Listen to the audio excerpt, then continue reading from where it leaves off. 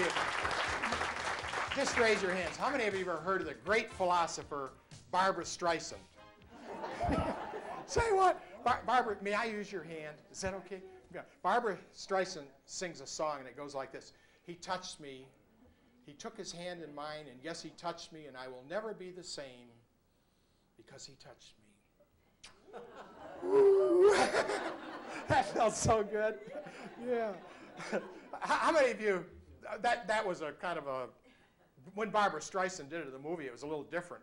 But what I'm talking about is more of a spiritual line of touching.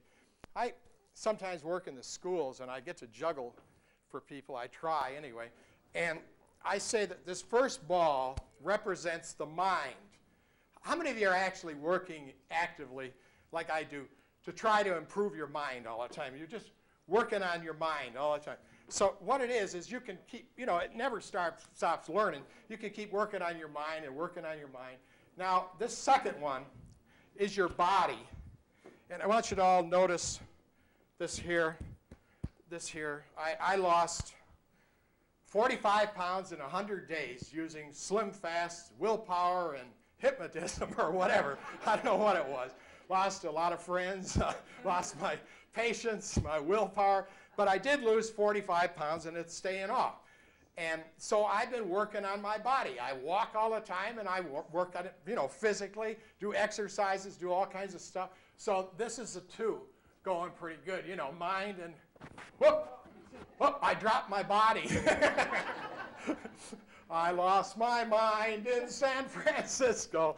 Now, this third one represents your spiritual life, and this is whatever you want to call it, God or the supreme being or the power, or I don't care what you call it.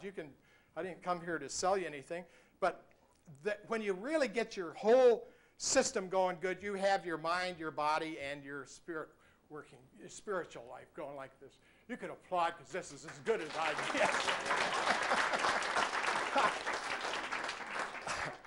get. There's a poem that we did a video on. We create videos. We've done over 50 videos in the last year in Newfoundland, Hawaii, and all over. And we did one recently on this old violin. This is just a replica. I didn't have to tell you that. And the poem I want to do is A Touch of the Master's Hand.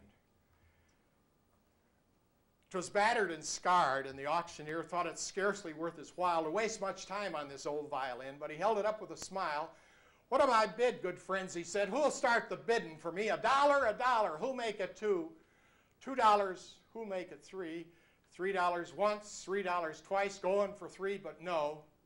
From the back of the hall, a gray-haired man came forward and picked up the bow and wiping the dust from the old violin, tightening its loose strings while he played a melody pure and sweet as the caroling angels sing.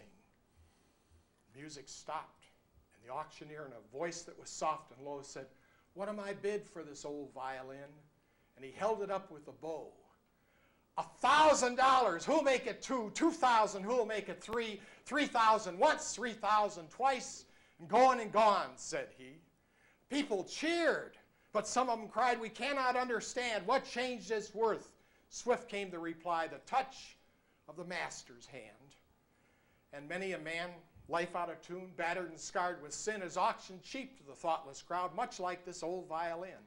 A mess of porridge, a glass of wine, a game, and he travels on, going once, going twice, going and almost gone. But the master comes, and the foolish crowd never quite understand the worth of a soul that would change this rot by the touch